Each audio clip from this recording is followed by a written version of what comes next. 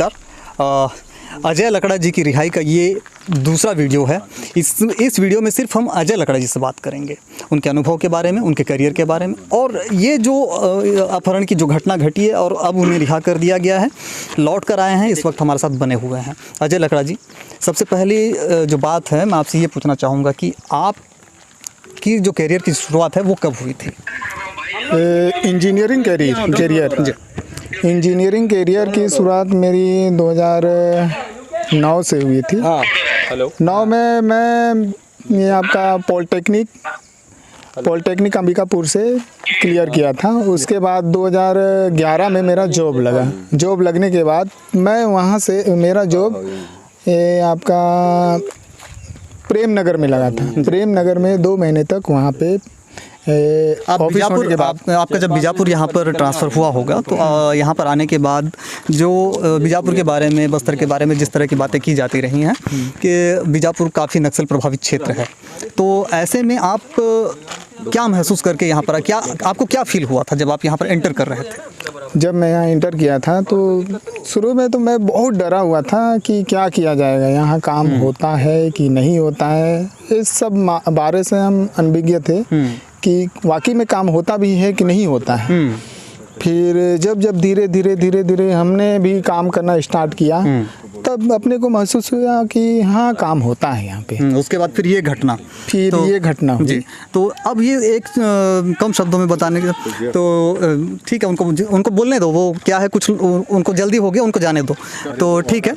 नहीं, हाँ अच्छा ठीक है, कोई दिक्कत नहीं है। तो यहाँ पर जिस तरह से आपका अपहरण कर लिया गया था, अपहरण के बाद जिस तरह से जो मंजर आपने वहाँ पर देखे, आपके साथ जो कुछ घटनाक्रम घटा, उसे बताएंगे। वहाँ पे मुझे आज का मैं पूरा बता रहा हूँ। आज क्या हुआ, सुबह उठने के बाद मेरे को बोला गया कि आप ऐसे ही मतलब बोले मेरे को कि आप चिंता मत करना, फैमिली से मिल जाओगे, कोई दिक्कत नहीं है।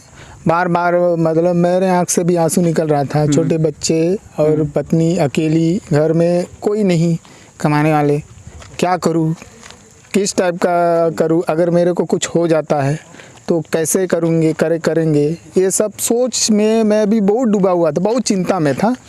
फिर वहाँ से मुझे ले जाया गया। आपको बोले कि आपको यहाँ नहीं आगे जाना है, थोड़ा आगे चलते हैं बोले। मैं बोला ठीक है। तो फिर जैसे उन लोग बोले वैसे मेरे को करना पड़ा। आगे गया, आगे जाने के बाद मेरे को रोक दिया गया, वहाँ पे बैठा दिया गया और बोले आप यहाँ पे बैठो, कोई चिंता वाली बात नहीं है, बोले बैठा दिए और आँख में पट्टी बांध दिए। फिर आँख में पट्टी बांधने के बाद सब दूर हो गए। तो मेरे को लगा आज मेरा अंतिम दिन है टाइप का लग रहा था। बाद में पता नहीं कोई आया, पूछा मुझसे, वही जो रिपीट किए क्वेश्चन जो गुरना में पकड़े थे, सेम क्वेश्चन रिपीट किए। रिपीट करने के बाद बोले ठीक है। तो फिर बोले, उसके बाद उन लोग चले गए, तब जाके मेरे आँख से पट्टी खोल दी गई। इसके पश्चात मुझे आगे ले जाया गया। तकरीबन आधे घंटे के बाद मेरे को बुलाया गया और जैसे मैं आगे जा रहा था, जनता का शोर सुनाई दे रहा था कि सड़क नहीं बनानी, रोड नहीं बनानी, कैंप नहीं लगानी, ये सब। उसके बाद वहाँ पे मुझे लगा कि हाँ आज मेरा रिहाई कर रहे हैं जी। सब पत्रकारों के बदौलत मैं आज रिहा हो पा रहा हूँ। मैं सारे पत्रकारों को बहुत धन्यवाद देता हूँ मैं कि आज मुझे वहाँ से पत्रकारों के माध्यम से ही छुटकारा मिला। ये एक बड़ी बात कह रहे हैं, यहाँ पर ये पत्रकारों को धन्यवाद दे रहे हैं। अजय लकड़ा जी हैं, सब इंजीनियर हैं PMGSY में।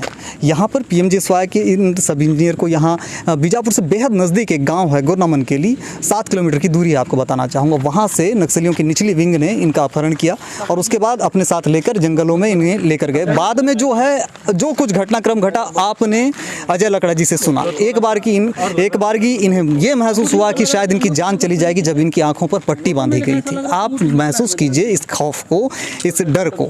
यहाँ पर नक्सलियों ने इन्हें अगवा किया, इन्हें अपने साथ लेकर गए और अंततः पत्रकारों की कोशिश यहाँ पर रंग लाती है, जिस तरह से अजय लकड़ा जी कहते हैं। लेकिन अजय लकड़ा जी यहाँ पर कहीं ना कहीं चूक रहे हैं।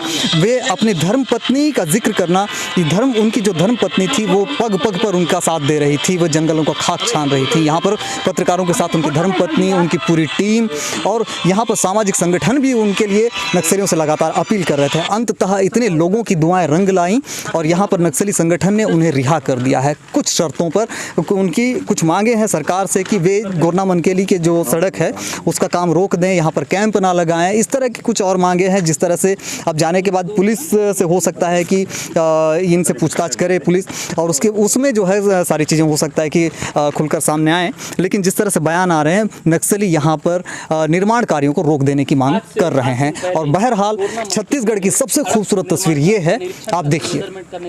नमस्कार।